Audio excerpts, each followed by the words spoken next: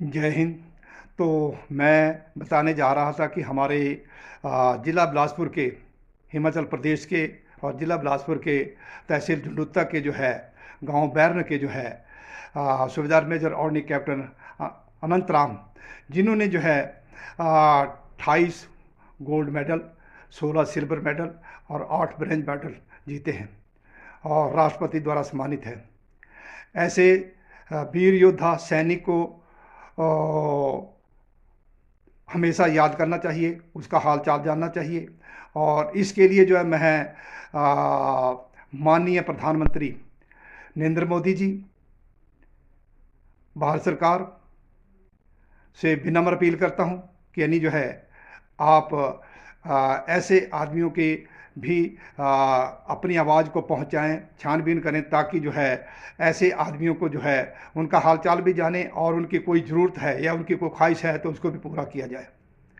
तो उन्होंने अपने हालचाल, जब बातचीत हुई हालचाल के बारे में बताया, तो उन्होंने अपनी आखिरी ख्वाहिश बताई कि नहीं, बाकी मेरे पास सब कुछ है, परंतु मेरी एक ख्वाहिश है कि हमारे केंद्र सरकार, माननीय प्रधानमंत्री जी, हमारे महामहिम राष्ट्रपति द्रौपदी मुर्मू जी और हमारे रक्षा मंत्री राजनाथ सिंह जी जो है, मैं उनसे विनम्र अपील करना चाहता हूं। मेरी आखिरी ख्वाहिश है कि मुझे कोई अवार्ड से सम्मानित किया जाना चाहिए, चाहे उसे अर्जुन अवार्ड दिया जाए या खेल रत्न अवार्ड दिया जाए। ऐसे किसी अवार्ड से सम्मानित करना चाहिए, ताकि ऐसे वीर योद्धा को सम्मानित करेंगे तो देश के बीच में संदेश जाएगा और युवाओं के बीच में, नए खिलाड़ियों के बीच में उनमें एक नया जज्बा, नया जोश पैदा होगा और सबके लिए, पूरे देशवासियों के लिए संदेश जाएगा कि ऐसे भी हमारे देश के बीच में सेना के सेना नायक रहे, सर्वोच्च बलिदानी रहे और उन्होंने देश के लिए जो है बहुत कुछ देने की कोशिश की है। तो ऐसे महान वीर योद्धा, सर्वोच्च बलिदानी और अपनी एक मशाल को कायम करने वाले, जिन्होंने जो है 28 गोल्ड मेडल, 16 सिल्वर मेडल और 8 ब्रॉन्ज मेडल जीते हैं, देश की झोली में डाले हैं, देश का नाम रोशन किया है, अपने ज़िला बिलासपुर का, अपने गांव का, बैरन का, झुंडुत्ता तहसील का, हिमाचल प्रदेश का नाम रोशन किया है। ऐसे वीर योद्धा ऑर्डिनरी कैप्टन अनंत राम को मैं किसी अवार्ड के लिए जो है, चाहे उसे अर्जुन अवार्ड दिया जाए, चाहे उसे खेल रत्न अवार्ड दिया जाए, उसे सम्मानित करना चाहिए। और इसकी मैं जो है माननीय प्रधानमंत्री नरेंद्र मोदी जी और महामहिम राष्ट्रपति द्रौपदी मुर्मू जी और रक्षा मंत्री राजनाथ सिंह जी से विनम्र अपील करता हूं कि इनको जो है ऐसे अवार्ड से नवाजा जाए, ताकि जो है देश के लिए संदेश जाए। तो मैं दोबारा फिर यही अपील करूंगा कि ऐसे सर्वोच्च बलिदानी को जो है अर्जुन अवार्ड या खेल रत्न अवार्ड से सम्मानित किया जाना चाहिए। इसकी मेरी इसकी तरफ से मैं मांग करता हूं। तो मैं हिमाचल प्रदेश भूतपूर्व सैनिक कल्याण व विकास समिति अध्यक्ष और जिला लीग का अध्यक्ष होने के नाते मैं सभी सैनिकों की समस्याओं, वेलफेयर और कोई भी काम हो तो उसके लिए मैं हमेशा तत्पर अग्रसर रहता हूं। और फिर भी अगर किसी की कोई कहीं किसी कोने तक आवाज़ नहीं पहुंची है तो मैं उस आवाज़ को हमेशा आगे बढ़ाने की कोशिश करता हूं और उन परिवारों को जानने की कोशिश करता हूं। इसी के बीच में हमारे झुंडुत्ता नाल गाँव की एक जो है रमेश कुमार जो है 2003 के शहीद हुए थे और उनका परिवार जो है बिखर गया था और 2006 के बीच में जो है उनका छोटा बेटा हुआ और उसके बाद वो जल्दी ही उनका देहांत हो गया। तो उसके कारण जो है बच्चे बहुत छोटे थे, तो दूसरे उनकी रिश्तेदार जो है कजिन अंकल उनकी देखरेख करते थे। परंतु आज मैं केंद्र सरकार से विनम्र अपील करता हूं कि यानी आप ऐसी परिवारों को भी देखें, निकालें, ढूंढें और अपना संदेश दें कि अगर ऐसा कोई परिवार हो तो उसको देख रेख करें, उसका हालचाल जानें और उसके कोई रोज़गार मुहैया करवाएं। आज वो काजल ठाकुर जो है लड़की बीएड कर चुकी है और काफ़ी समझ आ रहा है, पढ़ी लिखी है, उसको कोई ना कोई रोज़गार देने के लिए कहीं ना कहीं रोज़गार दिया जाए, ताकि वो अपने पैरों पर खड़ी हो सके, अपनी ज़िंदगी को, परिवार की ज़िंदगी को जो है आगे ठीक ढंग से चला सके जो है। तो यही मेरे कहने का तात्पर्य है। और किसी भी सैनिक की अगर कोई समस्या हो या कोई ऐसी कोई बातचीत हो जो आगे ले जानी है तो मेरे साथ जो है कॉन्टैक्ट कर सकते हैं। मेरा नंबर है 8219338144।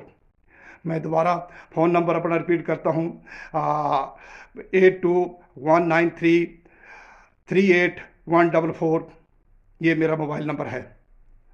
तो आप कभी भी कॉल कर सकते हैं और कॉन्टैक्ट कर सकते हैं अपनी समस्या के बारे में, वेलफेयर के बारे में, या कोई भी आपके बात कोई आप सुझाव है तो कोई देना चाहता है सैनिकों के वेलफेयर के प्रति, समस्याओं के प्रति, तो उसके लिए मैं हमेशा तत्पर रहूँगा और आगे भी रहूँगा। पहले भी करता आया हूँ, आगे भी करता रहूँगा जो है। तो मैं सभी देश के सैनिकों को यही संदेश देना चाहता हूं कि अपनी एकजुटता को बनाए रखें, राजनीति से हटकर काम करें। अगर राजनीति व्यक्तिगत तौर पर, राजनीति के तौर पर आप काम कर सकते हैं, परंतु जब देश में सैनिकों की समस्याएं, वेलफेयर समस्याएं, वेलफेयर संबंधी कोई बातें हो, या कोई किसी के साथ अनहोनी अप्रिय घटना हो, या कोई मारपीट, या कोई और कोई समस्या हो, तो उसके बारे में जो है एकजुट होकर के जो है आगे कार्रवाई करें। और जहाँ कहीं हमारा सैनिक शहीद होता है, जाता है, तो वहाँ पे उस समारोह, सही समारोह के बीच में जरूर अपना योगदान जरूर दें, ताकि जो है हम अपने सैनिकों को आवाज़ बन सके, सैनिकों की समस्याओं, वेलफेयर और उनके परिवारों को हौसला अफजाई कर सके जो है। तो यही मेरी विनम्र अपील है। इन्हीं शब्दों के साथ मैं अपनी वाणी को विराम देता हूँ। धन्यवाद। जय हिंद, जय भारत, जय हिमाचल, जय बिलासपुर, जय हिंद।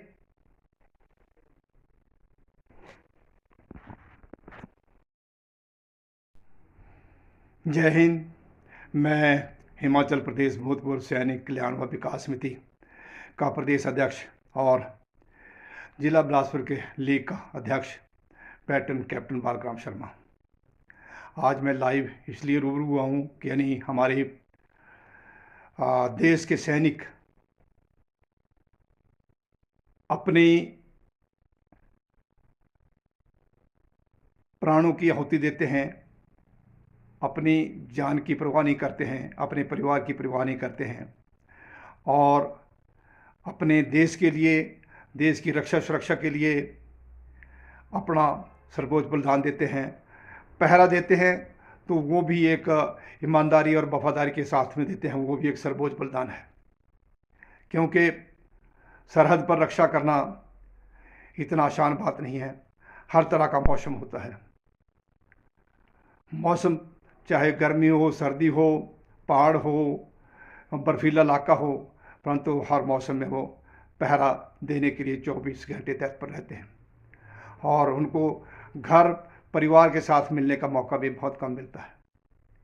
परंतु फिर भी हमारे सैनिकों के साथ में जिस तरह से उनके साथ व्यवहार होना चाहिए, उनकी देख रेख होनी चाहिए, उनके वेलफेयर समस्याओं के प्रति देख रेख होनी चाहिए, वैसा नहीं हो रहा है, जिसके कारण जो है हमारे देश के सैनिक जो है काफ़ी हताश और निराश हैं। क्योंकि अभी कुछ समय के बीच में हमारे देश के बीच में कुछ सैनिकों के साथ में परिवारों के साथ में मारपीट की, जानलेवा हमले, अप्रिय घटनाएं घटी। ये देश प्रदेश के बीच में बढ़ती जा रही है। तो मेरा सभी देशवासियों से, शासन प्रशासन से और केंद्र सरकार से, प्रदेश सरकार से, सभी से विनम्र अपील रहेगी, निवेदन रहेगा कि नहीं, हमारे सैनिकों के साथ में किसी प्रकार की कोई अनदेखी नहीं होनी चाहिए। उनके वेलफेयर, उनकी समस्याएं, या उनके साथ जो हो रहा है अभद्र व्यवहार, मारपीट, जानलेवा हमले, या उनकी समस्याओं को ना सुनना, इसके ऊपर जो है ज़्यादा से ज़्यादा ध्यान देना चाहिए, और उनकी समस्याओं को गहराई से सोचना चाहिए, ताकि वो अपने काम को, परिवार को बिना चिंताजनक जो है अपने कार्य को निर्वहन कर सके। आप सभी भलीभांति जानते हैं कि हमारे देश के बीच में लगातार जो है सरहद पर जो है हमारे देश का सैनिक जो है प्राणों की आहुति दे रहा है, सर्वोच्च बलिदान दे रहा है। वो क्यों दे रहा है? उसका उद्देश्य क्या है? उसके पास कोई राजनीति नहीं है। जो सत्ता में सरकार होती है वही उसके हर राजपाट होता है, वही उसका राजा होता है। उसके आदेश अनुसार जो है देश के बीच में जो कार्रवाई होती है, आदेश होते हैं, उसी के मुताबिक वो कार्रवाई करता है। उसके लिए कोई भी राजनीतिक दल, कोई पार्टी विशेष नहीं होती है। इसलिए जो है हम देशवासियों से, केंद्र सरकार से, प्रदेश सरकार से, सभी से विनम्र अपील करते हैं कि यानी देशियों के साथ, हमारे सैनिकों के साथ जो है, हमारे जो सैनिक हैं उनके परिवारों के साथ में और सैनिकों के साथ में किसी प्रकार का जो है अनदेखी या उनके साथ कोई ऐसी समस्याएं नहीं होनी चाहिए, ऐसे काम नहीं होने चाहिए कि उनको जो है मजबूरन जो है सरकार के खिलाफ या किसी के प्रति कोई बात कहनी पड़े या शिकायत करनी पड़े। जो है अगर शिकायत करते भी हैं तो वो शिकायत को जो है अनदेखा किया जाता है, सही तरह से सुना नहीं जाता है। तो मेरा विनम्र अपील यही है। दूसरा मेरा ये है कि हमारे सैनिक जो परिवार हैं, कोई शहीद हुए हैं, उनके परिवार भी ऐसे हैं, कोई उनकी भी अभी तक उस कोने कोने तक सैनिकों की आवाज़ को नहीं पहुंचा पाए हैं। क्योंकि कुछ ऐसे परिवार हैं, जैसे हमारे बिलासपुर के बीच में ही हैं, हमारे एक जो है झुनुत्ता नाल गांव के एक रमेश कुमार जो 2003 में शहीद हुए थे, परंतु उसके बच्चे बहुत छोटे छोटे थे और उसकी परिवार की देख रेख करने वाले कोई नहीं था। और उन बच्चों की माँ भी जो है 2006 के बीच में जो है चल बसी थी। तो इसी प्रकार के जो परिवार हैं, उनके बच्चे हैं, उनकी बेटी है अभी काजल ठाकुर जो है, तो उसको कोई ना कोई रोज़गार दिया जाए और उस परिवार के प्रति ध्यान दिया जाए। दूसरा हमारे जो है अभी हाल ही के बीच में हमें पता चला कि हमारे 1932 के जन्मे झुनुत्ता बैरन गांव के सूबेदार मेजर ऑर्डिनरी कैप्टन अनंत राम जो है, जो कि 1982 के बीच में रिटायर हो गए थे, उन्होंने जो है देश के लिए जो कुर्बानी दी है, देश के लिए जो उन्होंने नाम कमाया है, देश के लिए जो उन्होंने मेडल दिए हैं, वो एक सर्वोच्च बलिदान की तरह है। उनकी तपस्या और त्याग को और उनके जज्बात को जो है हम जय हिंद सलूट करते हैं और ऐसे इंसान को जो है हमेशा कभी नहीं भूलना चाहिए। परंतु हमारे शासन प्रशासन, सरकारें, चाहे देश की सरकार हो, चाहे प्रदेश की सरकार हो, सभी भूल चुके हैं। उन्होंने जो है एथलेटिक के चैंपियन रहे और उन्होंने बाहर के देशों में भी नाम कमाया है और उन्होंने जो है 28 गोल्ड मेडल और 16 सिल्वर मेडल और 8 ब्रॉन्ज मेडल जीते हैं। और उस टाइम से जो है जो राष्ट्रपति महामहिम हमारे नीलम संजीव रेड्डी जी हुआ करते थे, उनके द्वारा उनको सम्मानित भी किया गया। परंतु आज वो जो है तकरीबन 92 साल के हो चुके हैं, परंतु उनको कोई देखने, सुनने या पूछने, हाल चाल जानने के लिए नहीं जाना जाता है। आज मेरी उनसे लाइव बातचीत हुई तो मैंने उनका हाल चाल जाना, तो वो अभी ठीक हैं और काफ़ी तंदुरुस्त हैं, बातचीत अच्छी करते हैं, याददाश्त अच्छी है और बातचीत करने का ढंग बहुत अच्छा है।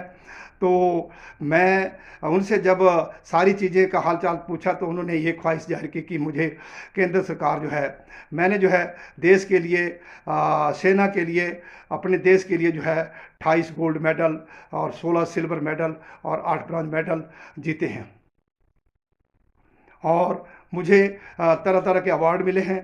परंतु